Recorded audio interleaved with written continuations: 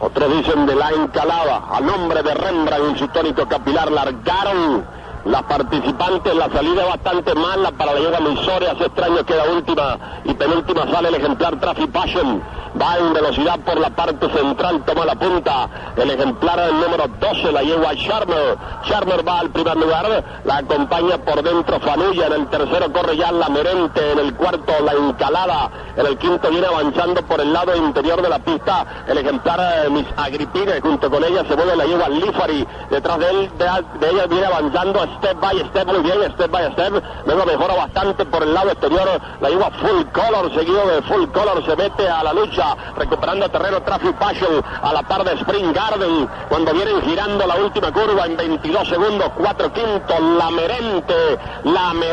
se viene al primer puesto en la curva de la Panamericana, avanza ahora La Encalada, corriendo mucho por fuera, La Encalada la empareja, La Encalada de un viaje, deme los dividendos de La Encalada, otro regalo de la bomba hípica en la tarde de hoy, La Encalada está sola en la punta, La Merente viene con step by step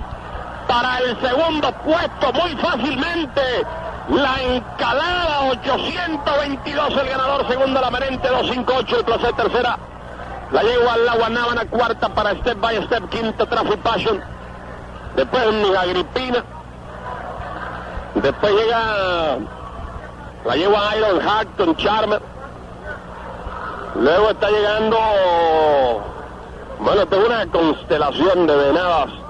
Fanulla, con Full Color, Misore y Lifari, brincandito en los últimos lugares.